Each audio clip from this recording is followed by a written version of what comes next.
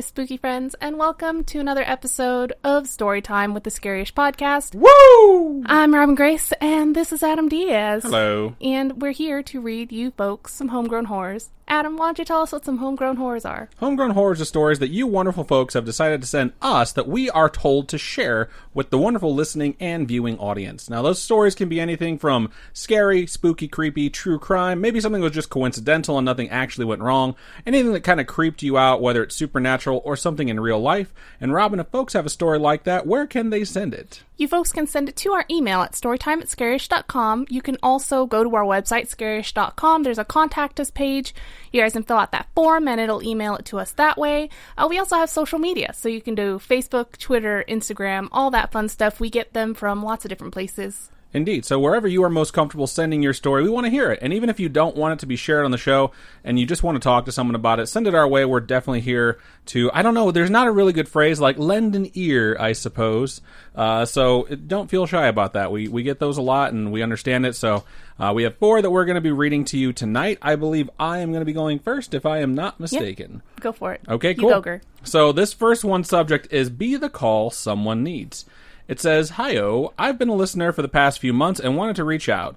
Adam, there was a moment when you mentioned sometimes a phone call is all someone needs. So for the first time, I'm putting this into writing. It's a long story, sad, and maybe difficult to read and needs a trigger warning, but I understand some people may need to know they can live too. So I guess that's your trigger warning, folks. And, we usually wind up incidentally ending with these ones a lot, but I guess we're going to open with it. So here it goes. When I was in high school, my dad was in and out of jail due to falling into his own temptations, and my mother is an alcoholic who is a diagnosed schizophrenic with hallucinations. Therefore, logically, if I was gone, she would be better. She would only have 2 kids to deal with, 2 kids to feed, and I convinced myself that everyone would be happier if I was just gone. Wow. I was invisible, unhappy, always smiling, being the strong eldest sibling. I just couldn't do it anymore. I bought barbiturates, drove out to the bay, and sat on the hood of my car, knowing I was going to make the last choice of my life. Then, my phone rang. I let it ring, but then another call followed right after. I answered, and who of all people did I hear? That's right, my old man calling from county. Wow. So it goes on to quote. County's like jail, right? Yeah. Okay. And this is what the dad said. Hey, big girl, I can't talk long, but saved up enough to make a call to you, he said. I want you to know I love you and you need to be strong and finish school. Same as always, okay? I couldn't believe it. He's not a God-fearing man and neither am I, but at that moment, I felt something was more than a coincidence that he would be calling me. He asked, how are you? Such a simple question that means so much to someone feeling so invisible. I lost it. I cried and sobbed to him and he ended up crying with me too, upset that I felt so low and how he couldn't be there to hold me. We were only connected by a phone call. I was just so lost and was so tired, so angry with everyone that I believed I was strong when I really wasn't. He talked me through it, spending all his cigarette money to stay on the line with me. That's really cool. I threw the drugs into the bay waters and slept in my car where my dad listened to me until I fell asleep. When I woke up, my eyes were swollen almost shut from crying, and I was tucked in the back seat of my car.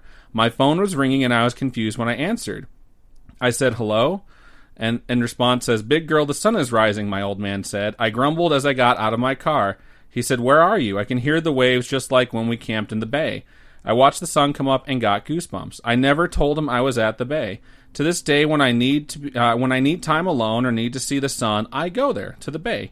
Just remember, if you think of someone out of the blue, just make the call. Send that text, pay a compliment, or just say hello. You never know you never know when you might be the call they need. Adam, thank you for sharing your dark days and laughter. Robin, thank you for loving your siblings and amusing noises. That's hilarious. Finally, to Scarish Mom, thank you for being a mother and a supportive parent. You are all loved and appreciated. Best regards, Jay Valor.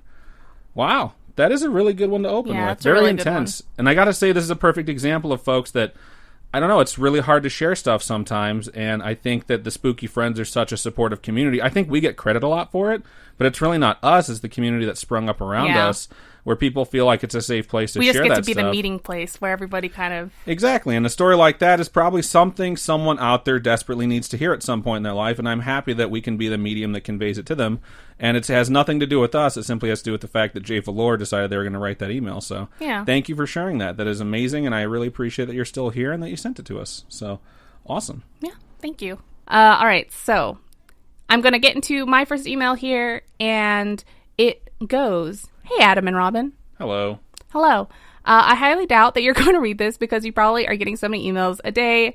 I won't be offended if you don't. Don't worry about it. I'm reading it now. We're reading it. Look at that. If you do read this, I'm okay with it being on your podcast if you choose to include it. I found your podcast on Spotify and I thought I would share my story with you. I'm pretty interested in scary stories and wrote one myself. It was basically about this girl that struggles with sleep paralysis and was quote-unquote kidnapped by one of the shadowy figures that she sees. She is then killed and winds up turning into one of the shadowy figures after death. She's then assigned to this young boy and she hates seeing his terrified face when he wakes up and sees her standing in the corner, but she can't stop. One day, I was sharing the story with my dad, and he turned white as a ghost. I asked him what was wrong, and he said he had a headache, and I shook it off. My dad continued to turn paler as I continued my story. I asked him yet again what was wrong, and I kid you not, this is our conversation. So, me, what's wrong? And he goes, "Can you describe the main character of the story again?" So she has long blonde hair with purple highlights, bright green eyes, and a tan complexion. She also has thin eyebrows. And then the dad continues, and a slender nose. She was thin with wide hips and skinny long legs. The writer goes, "The details that my dad recited are not part of the story." And so the writer goes, "Yeah, I guess that's how I pictured her. How do you know this?" And he goes, "I had sleep paralysis when I was a young boy." Okay. And that was my demon. That's super creepy. That's super creepy. As long as it's not haunting your child, I suppose, and it's instead moved into their subconscious. It's like it's gone down a level, maybe? Yeah. I don't know. Or it's just something that passes down through generations. Who knows?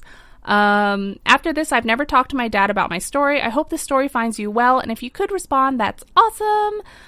Thank you so much for sending your story, Skylar. Right on. Cool. Thank you. We will respond right after this, unless you're watching it live, which we always recommend. That way you can see us read it and get our authentic initial reactions without editing, which is usually us tripping over our words to try and find things to say back. I think it's really creepy that your dad was just affected by your story and then described your character almost deeper than you had already planned out. Right. So it's a little bit weird that... well, obviously, it's a ton of weird that happened. I would definitely be pressing my dad, tell me more. How often did you see her? When did she stop coming around? What was she like? So I say give him the fifth. Give him the fifth. I say interrogate him. Get that light. Put it in his face. Did you mean first degree? Or I don't know which degree it is. I don't know. Where you just berate them with questions. Yeah. The thing about doing that though, for me, is that they obviously don't want to talk about it and it bothers them a lot, especially something like that where he says that that's his demon, growing up. Sleeping paralysis demon, right? Yeah. That's just absolutely terrifying. How often are you going to get power over your dad like that, though? Take advantage of it, Just saying. Get that information. You need it for the novel. I know my mom is big on stop watching scary movies and don't put that stuff in your head. It makes you sick kind of thing. And it's like, this is what I do for a living, sort of, kind of, maybe, right. Almost. That would be great if it was actually what I did for a living. But, it's something that even though you want to ask all those questions, sometimes you have to take a step back and I don't know, let him breathe. Let it go. You give him time, he's recuperated, and be like, I'd like to have a conversation about this now, please. I had to do that with my dad. It took years. But I finally went back to it. I was like, all right, tell me about Carolina Street. And he was reluctant, so we took time and we went over it. But I think he was happy that I was interested in it because it was traumatic for him when he was a kid. And it was him reliving it also helped get it off his chest a little bit. It's like when you're really frustrated and you bottle stuff up, that you just want to find someone to talk to about it, You don't necessarily want to even get resolution from the situation. You just want someone else to hear you and understand what you're going through. They don't even have to tell you anything. Just that sucks, And sometimes it's what you need, and maybe that'll work. Maybe he'll be like, I don't want to talk about it, but you never know. That's all I'm saying. So before we get into our next couple of emails, we're going to take a quick commercial. Let's break.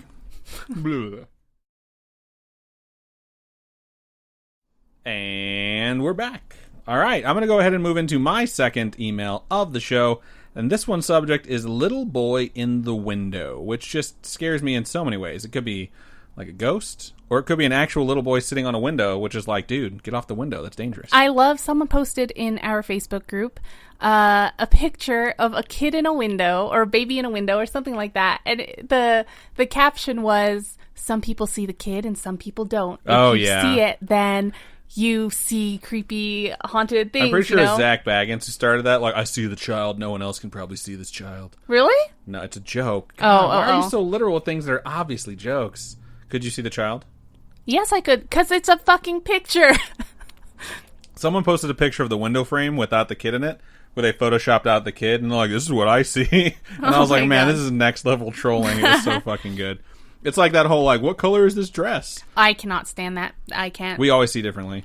We always see the opposite, and we always hear the opposite thing. Like that Laurel Yanni shit. All right, anyways, you had an email that we were going to read. Little boy in the window. Starts out like this. Hey there, Adam and Robin. Hello. Hello. I want to start off by saying I love your podcast. Thank you so much. Thank you. Glad I've been you enjoy listening it. for a little over a year now. I listen on my way to work, at work, and on my walks. There's never a dull moment with you guys, and I appreciate all the hard work that goes into your podcasts and videos on YouTube. Feel free to read this on the podcast. Well, all right, we will then. I'd like to give a little bit of background on my family and myself. I'm 22, and ever since I could remember, I've had spooky encounters with spirits and getting certain vibes off of anything and everything. My parents were always super supportive and non-judgmental when I come to them about seeing or feeling something.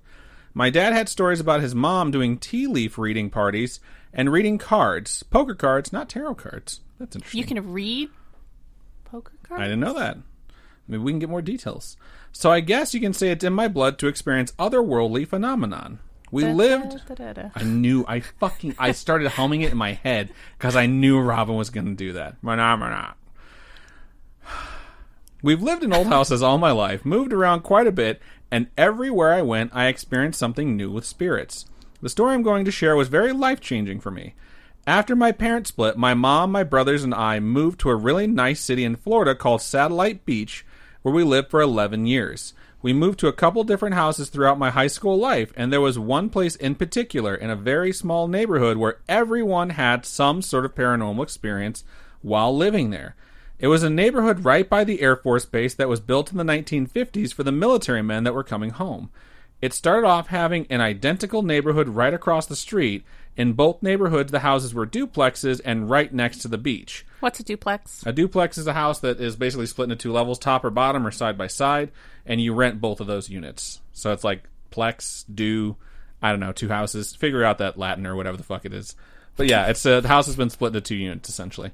The beach, where I've had other spooky encounters. One of the identical neighborhoods was torn down because there were a lot of families dying due to, quote, cancer water.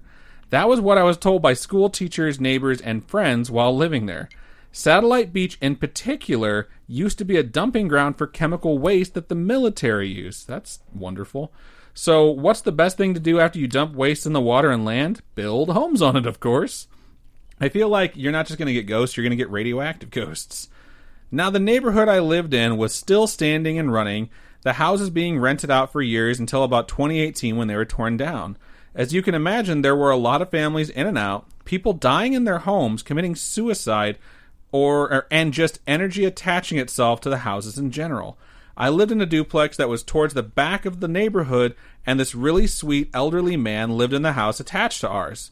For a while, it was my younger brother, my mom, and I that lived there. My two older brothers would stay here and there, but moved around a lot themselves. It was a small house with 3 bedrooms and 2 bathrooms. My mom had the master bedroom with a bathroom attached, and I had a bedroom right between my brother's room and the main bathroom. When you first walked in, the living room would be in front of you, the kitchen was to the right, and the bedroom/bathroom to the left. There was also a back room that led to the back porch where we'd sit and listen to the ocean. The kitchen was accessible from 2 entrances, one by the front door and one that led to the dining area/living room. So when you turn right into the kitchen from the front door and face outside, there was a doorway directly behind you that led to the back of the house. Above the sink facing outside, there was a window facing the street. I think we all can agree we can see this house in our heads well enough to describe it to the property brothers so that they can have it, do a makeover and open up those walls a little bit. Robin's drinking. You can't hear the fact that she actually laughed at my joke. I think it's important now that we've done like 150 episodes of each variety that we note every time Robin actually laughs at one of my jokes. The email continues. One night, my mom and brothers weren't home. I can't remember why exactly, but I was home alone for a few hours. I hated being alone in that house. I always felt a weird, dark presence by my mom's room, so I kept all of the lights on. I went to the kitchen to do dishes. It was dark out. We didn't have any street lights in the neighborhood, so when you would look up at the window above the sink, you just see your reflection and nothing outside. That's weird. As I'm doing the dishes, I look up at the window, and behind me in the doorway to the dining room... Nope, shut up. No. I saw a little boy. Fuck that. He looked about 7 years old, had a white and red striped shirt and denim shorts on. What's with fucking Waldo here, dude? He had bright blonde hair in a bowl-cut style, just standing there staring at me. My initial reaction was he needed help, but then my anxiety took over and I ran out of the kitchen to where my phone was in the living room and called my friend to ask them to come over. I was so shaken and I couldn't believe what I saw. I'd never seen a more clear spirit just standing there. I'd always seen shadows and felt something in my presence, but nothing like that. Fast forward a few months right before I graduated high school. My mom took me to see an energy healer / chiropractor for my graduation gift. My mom had been going to him for years for guidance and answers for her own experiences. His name is Kevin. I mean, that's obviously the name that you would give an energy healer / chiropractor. His name is Kevin, and he has a gift of communicating with angels, paranormal, and helping others with gifts to figure out how to use them.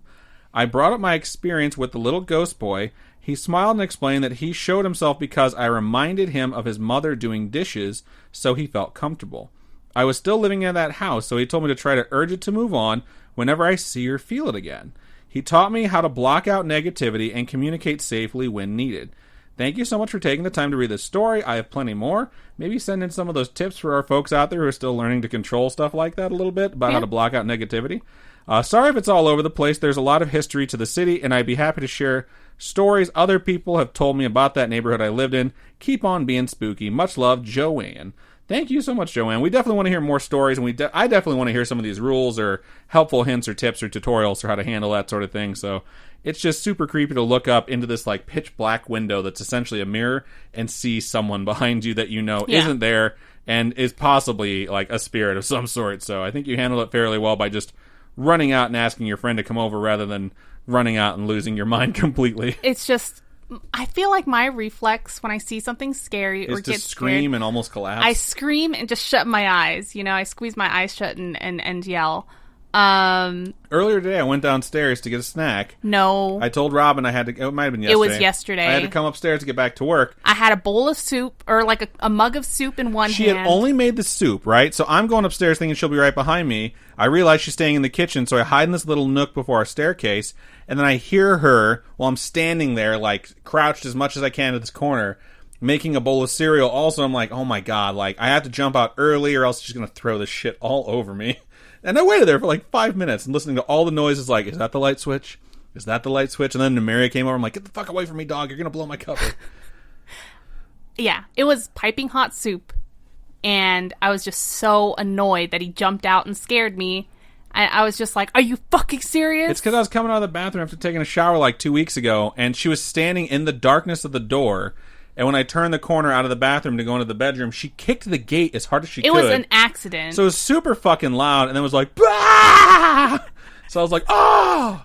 She's like, did I scare you? I'm like, I'm going to get you back, bitch. And I did. Funny. And I didn't get hot soup thrown on me, so I'm happy for that. So I'm glad that this like recap session of the email just dissolved into us talking shit against each other. Oh, God, I hate you. Okay, thank you so much for sending that to us. Indeed. Send us any of those tippy tips. Please. So I'm going to read the last email here for the episode, and the title for this one is Sleep Paralysis Demons for the Pod. Thank you for that. It goes, hello, Robin and Adam. Hello. That's us. I'm Lauren. Hello, caller. Lauren. So good to hear from you. I don't know why I slipped into Frasier Crane there for a second, but I missed that show. Don't you? Continue. Never seen it. It's really good. I can't believe you won't let us watch it. No, I'm good. How many times have you watched Friends and you haven't watched Frasier? Holy shit. I've watched Friends so many times, but I am nowhere near as, like, good on facts about small little details about that show. Like my aunt. Oh my gosh, I'm so impressed and so jealous that like she knows all the little names of people and things, and it's just, oh man, I gotta watch that show again. It's on HBO Max too. Hey, HBO Max sponsor It's like us. HBO Max is in the chat right now, like, oh hey, how's it going? I'm glad you're enjoying the shows. If you could sponsor us, that'd be great. Anyway, I started listening to your podcast when Spotify recommended it to me a few weeks ago. Spotify. Thank you, Spotify. After checking it out, I realized that I have over 100 episodes to get through. So many episodes. Extensive backlog. So I think I'll be here a while. Thank you. We're glad you're here. We're glad you're going to be with us. Stick Welcome around. to the Spooky Fam. As Arnold Schwarzenegger said to that dude he threw a bayonet through in Commando, stick around. What the fuck? You may continue now. That was needed. I think we can all agree. But while listening, I was trying to think of any creepy or supernatural experiences I've had. But with my being a big scaredy cat, that's highly unlikely. However, I do have some creepy stories of night terrors I would like to creep you out that I think would creep you out just as much. So in total, I have 4 recurring night terrors. 2 of them I'm no longer scared of. 1 I'm just a tad creeped out by, and 1 that absolutely terrifies me. My first night terror that occurred was a few days after my family got our new puppy, Piper. She's a sweet and spoiled little Cavapoo, which is a Cavalier King Charles and a Poodle mix. Look them up, they're so cute. I love her to death, but one night when I was sleeping, I had a dream about her, except it wasn't her. It was her normal 1-foot-long body that's so tiny, but she had a 7-foot-long retractable neck. So she's like a giraffe. Yeah, she's a giraffe dog. Her face was terrifying, with large bulging eyes and a human mouth with huge teeth stuck in a large smile. The dreams were harmless for the most part. It would just be me in mundane situations like sitting on the couch on my laptop, and suddenly her head would just slowly rise up from being behind something. All she would do is stare at me, never talking, never attacking. I had this dream 3 times before I didn't for a while. The first was the one with the laptop. The second was her slowly rising from behind my dad while we were quote-unquote talking. But the third one was the scariest. While the other 2 were made-up situations in unrecognizable locations, the third was right where I was sleeping. I had to watch for almost half an hour as she just quietly watched me from the foot of the bed. That's terrifying. That is terrifying. It's almost like you have to sleep with one eye open. Gripping your pillow tight. Gripping your pillow tight. I brought up pictures of Cavapoos. It's so cute. It looks like you just need to pet it. It's adorable. It's so fluffy, and I just want to cuddle it. One of my friends has a Cavalier King Charles, and it is the cutest dog, and they're just such pretty dogs. Such pretty dogs. Anyway, continuing on. After not having that dream for years, I even got rid of my old normal bed for a loft bed. I thought I'd never have those dreams again. But boy, was I wrong. One night, I went to sleep in my loft bed, as usual. What's a loft bed? It's a bed that's on like a loft, and you have a desk underneath it. It's kind of like a bunk bed, but without the bunk underneath. The bottom bunk isn't there yet. Okay.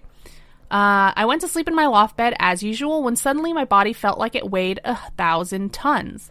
I started seeing the world in third person as she showed up again. Something to keep in mind about my bed is that including the railings, it stands 7 feet off the ground. It's so tall, my 6'2" dad can just barely see over my mattress. Once the world went third person, I saw her slowly rise up and watch me.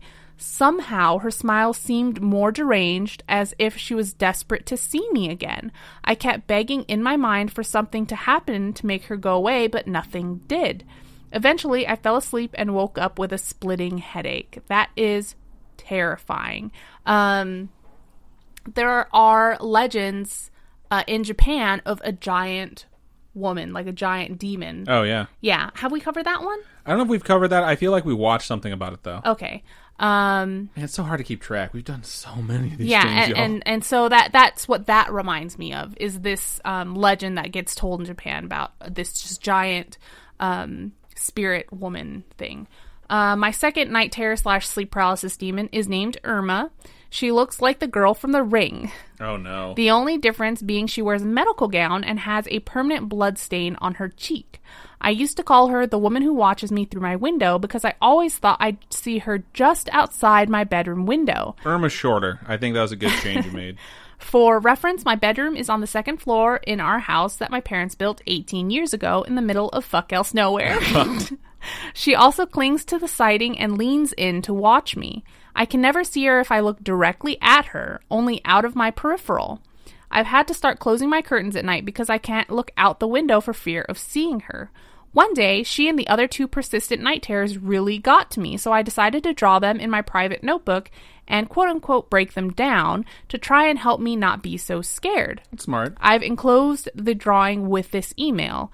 I drew her, gave her a name, and then put an exclamation as to what I think inspired my brain to create her. A few days after doing that, I woke up in a panic after seeing a new dark gray demon in my dreams.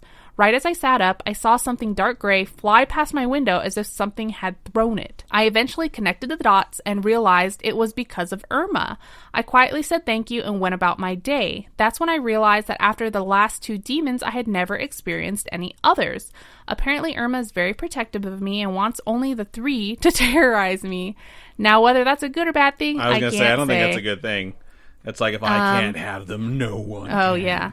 I also have two others, Chester and Boyd. Chester is very similar to the monster from the indie horror game Faith, never heard of it, and hangs from my ceiling. He interrupts any bad dreams I may have by waking me up and making me see him for a second before disappearing. Fuck that. You having a bad dream? Oh okay, my I'm God. gonna wake up so you can be horrified really fast. If I saw something hanging from my ceiling when I woke up, dude, oh my God, no, I could not handle that. I have no idea what inspired Boyd, but he's tall with pale blue skin, a long neck, and sunken hollow holes for eyes. He's so thin you can see his ribs, but he has no mouth, so he can't talk or eat. Probably why he's so thin. He stands in front of my door to make sure no other demons can terrorize me. Since I've had many a nightmare of monsters or demons opening my door and watching me through it, that's kind of cool that there are these creatures that, although terrifying, kind of protect you from more terrifying things. Also, I don't know how I know this, but Boyd really likes flowers. His favorites are marigolds. That's so funny that you know some fact like that. That is weird. Hopefully this wasn't too terribly long. I love the podcast and really look forward to hearing all the cool stories you guys share so I can terrorize my family with them more. Wow. I may also ask a friend if it's all right for me to send you ghost stories of the haunted house she currently lives in. Love you, Lauren. Thank you so much for sending that in. Adam pulled up the pictures. One of them looks like a Slender Man-esque type thing. And I can totally see that reminding you of the chick from The Grudge. The other one looks like a gray alien wearing jeans. Dude, what if they're fucking aliens? What I was thinking about was, like, what if they're all your guardian angels and you can just see them, and guardian angels are terrifying? I've brought this up before, like, if something benevolent was protecting you, but it was just not, like, good looking, would you think it's, like, something that's benevolent, or would you immediately assume that it's evil? And I don't know, I sincerely think like that sometimes when we get these, like, emails about folks that have these creatures that are supposedly there to, like, terrify them, but they seem to also be protecting them. It's like, maybe they're not there to terrify you. Maybe that's just their appearance. One of them definitely looks like an alien, though, so I would just be mindful if you're starting to lose time or anything like that, because that is one of my biggest fears in the world. So either way, thank you so much for sending that in, and tell your friends to start listening to the show and send in the story themselves. And if they're like, I don't listen to podcasts or whatever, then be like, well, can I just write your story down then? And send it in, and then have them listen to the episode, we read it, and then they should be a fan of the show after that. If not, then they're broken. I want to thank everyone who sent in stories this week. We sincerely appreciate you sharing a portion of your life or someone else's life that you feel comfortable putting into our very incapable hands while we read it to the wonderful listeners and viewers. It really does mean a lot. And if you have a story you would like to share, please email storytime@scarish.com or go to our website, scarish.com, and click on Contact Us. Fill out that form. It comes directly to us. You can also hit us up on any of our social medias that you feel comfortable accessing. I know some people are like, I don't do Facebook. If you do Facebook, you can go to facebook.com/scarishpod, facebook.com/scarishpodcast and message us that way. You can also tweet at us at scarishpod or hit us up on Instagram at scarishpodcast. Robin, for folks who would like to donate to us, how can they do so? If you folks would like to donate to us, like Cody Bolt did last night, thank you so much for becoming one of our shout-out patrons.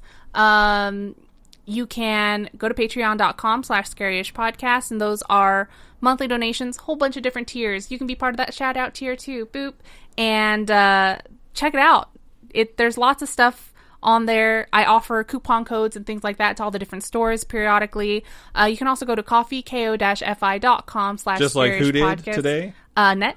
And gave us a coffee. Thank you so much. Yeah. Spirit, it measures how much you're going to donate in coffee, and we appreciate it. Thank you.